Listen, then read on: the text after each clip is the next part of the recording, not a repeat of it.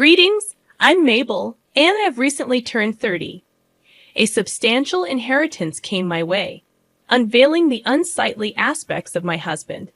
Today, I'm eager to share this tale and how, unintentionally, I found retribution against two individuals simultaneously. Let me commence by delving a bit into my background. I grew up distanced from my grandparents, yet our bond remained strong. Every 3 to 4 months they would visit, showering me with affection. My grandmother was particularly fond of me, and her passing when I was 17 left me devastated. Choosing a college in her state allowed me to stay close to her. It was there that I met Toby, my ex-husband, during our junior year. Our relationship flourished, and we got engaged after graduation. While waiting for financial stability to tie the knot, Toby moved in with me. Though our relationship was solid, his sister Julia became a constant source of strife. Despite living in another state, she maintained an unhealthy obsession with Toby, harboring resentment towards me. However, I tolerated her antics due to her bringing over her daughter, Viola, whom I adored. 3 years into our engagement, Toby and I decided it was time to marry. The celebration was joyous until, 4 years into marriage, 2 significant events unfolded. Firstly, my beloved grandmother passed away, leaving me heartbroken and inheriting a substantial fortune. Secondly, Julia and her family returned to town, causing Toby's attention to shift. He spent most of his time at Julia's, and when at home, Julia became a frequent visitor. The only solace was spending time with Viola. I was still grappling with the grief over my grandmother's passing, and Toby seemed increasingly distant. Attempts to discuss my feelings with him proved futile until one rare evening when he returned home alone after work. "Hey, sweetie, how was your day?" I inquired, seizing the opportunity. "It was pretty good. What about you?" Toby replied, his nonchalant demeanor evident. "I've noticed you've been visiting Julia quite often. What's going on?" I ventured. "We're really close, and I miss her. I just feel better around her," he explained. Sensing an opening for a deeper conversation, I probed further. "Do you want to know what we talked about?" I asked, hoping for a connection. "Yeah, sure. Tell me," he responded. I mentioned our plan to buy a house, and Julia was curious about how we could afford it. I shared about your inheritance, and she thinks it would be a great investment for us, Toby revealed. Interrupting him, I stated firmly, I never agreed to that. "Listen, Julia thinks it's a wise move. We'd be well settled for the rest of our lives," Toby argued, seemingly more focused on the financial benefits. "I have other ideas for my money, things that could benefit both of us in the long run," I asserted. Tension escalated as Toby insisted. "I want to invest in a house. We should do it together." "I don't want to spend all my money on one thing. I get to decide how to use it," I defended my stance. Toby issued an ultimatum. "Either invest our money in something for both of us, or I'm leaving." Perplexed, I questioned, "Where would you go? Are you okay with leaving me over money?" "You're the one making it about money." "I thought you loved me and wanted a future together," he retorted. Realizing the disconnect, I held my ground. "I'm keeping my money, and I decide how to spend it. But if you're leaving over this, it's your choice." Toby distanced himself after our confrontation, spending even more time at Julia's. She stopped visiting, except to drop Viola off. Something felt off, and I knew I had to stand my ground. Every time Julia needed me to babysit Viola, I attempted to have a conversation with Toby about what was bothering him. Despite my multiple inquiries, he consistently brushed me off, claiming that nothing was wrong. Eventually, I gave up, deciding to wait until he was ready to open up. However, the situation took an unexpected turn when Julia dropped Viola off at my place one day for me to babysit. "Hey, Viola, how's my favorite niece doing?" I greeted her. "I'm your only niece, but I hope I'll always be your favorite," she replied. "Of course you will be. Anyway, what do you want to do today?" Viola excitedly suggested. "I was thinking we could go get our nails done and then get some ice cream." "Yay! Can I paint my nails pink? She asked. Of course you can. And can I get strawberry ice cream? Why can't you? We'll get you everything you want. I only have one niece, and if I don't spoil her, would I really be her aunt? Viola sweetly declared, You know you're my favorite aunt. I really will miss you. Miss me, sweetie? What do you mean? I'm not going anywhere. Are you sure? Yes, of course. Where do you think I'll be going? Well, it's just that. What is it? You can tell me anything. I swear I won't tell anyone else a word. Viola hesitated but finally shared, Okay, well, I heard Mommy and Uncle talking the other day. Uncle, as in Uncle Toby, yeah. Mommy said she's going to help Uncle with getting some cases. Cases? What are you talking about? They kept talking about some cases that would give them some money. Then she told her uncle that he would have a nice big house after he left you. What? Oh my God, sweetie. When did you hear about this? Well, I heard about this like 2 days ago. Are you sure you heard correctly? Yes, I'm sure that I heard correctly. As soon as Mommy saw that I was listening to them, she yelled at me to go to my room. She also told me not to tell you anything about her talk with her uncle, but I only told you because you're my favorite aunt. Thank you so much, sweetie. Now, enough of this. Let's go out and have a fun day. I did my best to carry on with the day as if I hadn't heard Viola's revelation. I could tell she felt bad for telling me, but I assured her that she did nothing wrong. After enjoying the day, when it was time for Viola to go back home, I made her promise not to tell her mom or Toby about our conversation. Viola promised and hugged me goodbye. As Julia picked her up, panic began to rise in my chest. I sensed something was wrong with Toby, but the idea of him trying to manipulate me into spending my money on him was a new low.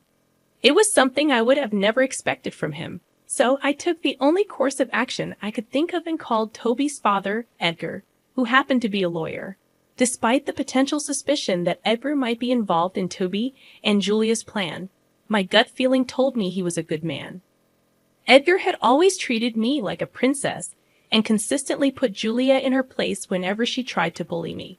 Edgar answered the call in his usual amiable manner. Hello, darling. To what do I owe this phone call? Hi, Edgar. How are you? I asked. Oh, I'm doing quite well. What about you? He replied. I actually don't know. I called because I need your help, I confessed. My help? What could I help you with? Isn't Toby around? Edgar inquired. He is, but he kind of is the problem, I explained. Oh no, I always told that boy to treat you right because it's really hard to come by women as amazing as you, he sympathized. Thank you, Edgar. You may be the only one in your family that thinks of me as amazing.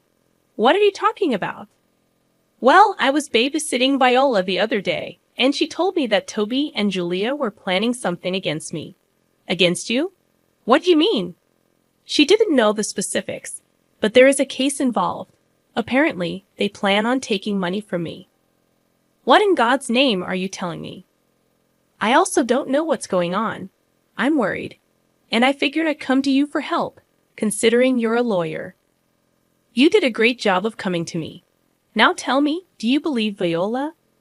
I do, and only because in the past few months, Toby has begun to draw away from me. I tried to talk to him about it, but he never took me seriously. All right. And why do you think Julia is involved? Ever since she moved back, they began to spend a lot of time together. I get it. They were living far apart for years before, and it made sense. But then, in the past few months, he was going over to her house for hours every single day. That's a little weird. Did something happen a few months ago that triggered Toby's strange reaction? I got my grandmother's inheritance because she passed away. It was quite a large amount of money. Toby wanted to use it to buy a house, but I was a little hesitant about it. After that, he's been acting weird. My guess is that they're going to try and get your money. First of all, I'm so worried that my children are doing this to you. This was not how I raised them. Secondly, why don't you drop by my office tomorrow and we'll hash this out properly? That sounds great. And you have nothing to apologize for. You're clearly a good man. Thank you for helping me out. I don't know what I would do without you. I was genuinely grateful that Edgar was helping me out. I did not think he would side with me over his children, but I was glad that he did. The next day, I took a day off from work and made my way over to his office. Once there, Edgar apologized once again for Toby and Julia's actions, but I told him to just help me navigate around this. We figured that Toby was going to ask for a divorce. So the first order of business was to contact all the reputable divorce lawyers in our city and ask for advice. This would then limit Toby's access to good lawyers because there would be a conflict of interest, considering they already knew my side. The next thing we had to figure out was how they planned to take my inheritance from me. Fortunately, I had the foresight to keep my inheritance money in a separate bank account, refraining from using it for any purchases for Toby or myself.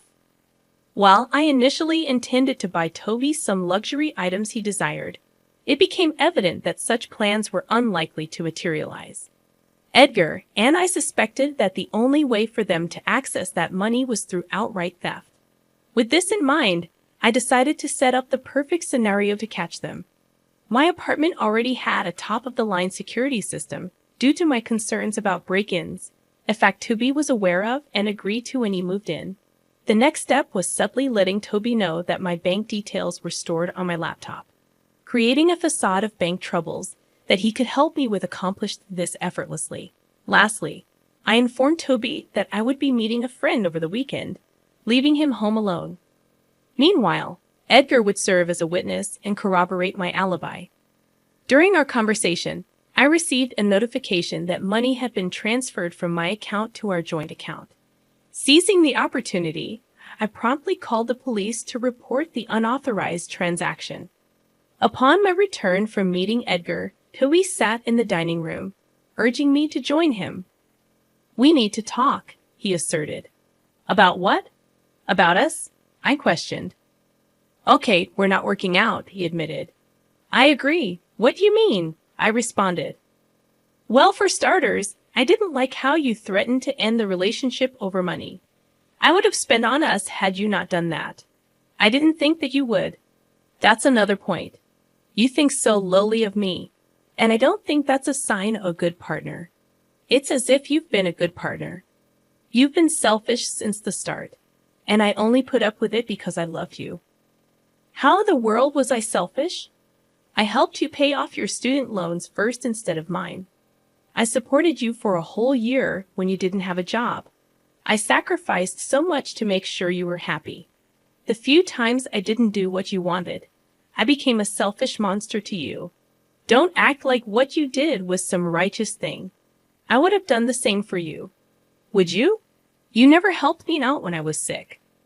Why would I think you would sacrifice your comfort for me when I really needed it? You're just trying to make me feel bad. No, and the last reason for not wanting to be with you is that I don't want to be with a lying, manipulative thief. What are you saying? Don't think I don't know about what you and Julia have been planning. I observed you transferring funds from my account to our joint account. I'm aware that you intended to split it during the divorce. Don't bother denying it. I've informed about everything. You've proven to be deceitful, and I see no reason to remain with you. Well, I'll still get half of what I transferred into our account. I still win, Toby argued. If I recall correctly, I had security cameras installed in my apartment, and you made that transaction from my laptop at a time when I wasn't at home. I've already reported you for theft. The police should be here anytime soon. You did what? Oh, here they come. Good luck. I'll see you in court. The relief I felt at finally seeing Toby held accountable was unparalleled. The subsequent weeks were filled with courtroom sessions and evidence reviews. Alongside the theft charges, I filed for divorce, with Edgar serving as my lawyer. He fought vigorously to ensure that Toby paid appropriately for his crimes, and Edgar won the case. Toby was sentenced to 2 years in jail and fined an additional $30,000. The taste of revenge was sweet. As Edgar and I celebrated our victory, Julia approached, conveniently absent during prior trials, only showing up on the day of the verdict. Her anger was evident as she pointed her finger at Edgar. "Dad, you were helping this witch. Give me one good reason why I shouldn't have helped Toby." "I don't know, because she literally put your brother in jail, and he deserved his sentence." That will make him think twice before trying to steal from someone again, Edgar responded. Julia questioned, How could you do that to your own son? How could you do that to your own brother? I retorted, Don't think I didn't see the real reason behind your plan. You were going to help Toby get the money so you could also reap the benefits of it. I was trying to give him a break from this jerk. You have no idea how toxic she is for him. I don't think she was the toxic one, Julia. You were a bad influence on him, and he was stupid enough to fall for your little game. He's getting the punishment he deserves, and maybe now he'll think twice before ever listening to you. You know you're going to lose him this way. He will never talk to you again, Julia stated. Good, because I have no children, as far as I'm concerned, Edgar replied. Don't be so dramatic. I'll be here, but I'm not happy with the way you treated my baby brother. As far as I'm concerned, neither you nor your brother are my children because I know for a fact that this is not how I raised my kids. What are you talking about? What I'm conveying is that I'm disowning both of you, and I want nothing to do with either of you. You can't do that. Actually, I can, and I'm going to do just that. This is all Mabel's fault. If she just thought of someone other than herself for a second, this would not have been happening. No, you should not have been so greedy. I was going to spoil Toby with all the things he wanted, but you had to interfere. You took away everything from him, and I hope you sit and think long and hard about what you did to your brother. Goodbye. I grabbed Edgar's hand and we left. We couldn't help but let out a chuckle at what had happened. I was happy that Toby got what he deserved, and that I was going to be free of his manipulative ways. I was also happy to see Edgar take my side. I did feel bad that it was because of me that he had lost both of his children, but he assured me that it was their own decisions that led to that. I took him out for coffee after, and we've maintained a good friendship ever since. Julia harassed me a bunch over text, and Edgar took it upon himself to tell Julia and her husband to leave me alone. Now this is where I unintentionally got revenge on Julia as well. You see, Julia's husband had no idea about Julia's involvement in what happened between Toby and me, so he called Edgar and asked him what happened and was shocked to learn about what Julia had done. Apparently, their marriage had been in the dumps for a while because of Julia's constant nagging that he never brought home enough money, while simultaneously refusing to work. He did not like that she would go to such lengths and asked for a divorce. Of course, he also asked for full custody of Viola and managed to get almost full custody. Julia got custody for every other weekend, not to mention she didn't get much through that divorce either, considering that he had her sign an ironclad prenuptial agreement before marriage. Julia only received a small amount of alimony for a set period, and she was kicked out of their house. Once again, she blamed it all on me, and if I'm being completely honest, I was a little happy to see the way she got what she deserved. She tried to meddle in someone else's life, and she paid the ultimate price for it.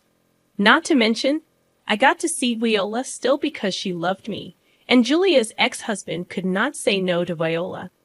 He was very apologetic for what Julia did, but I reminded him that he had no idea, so he had nothing to apologize for.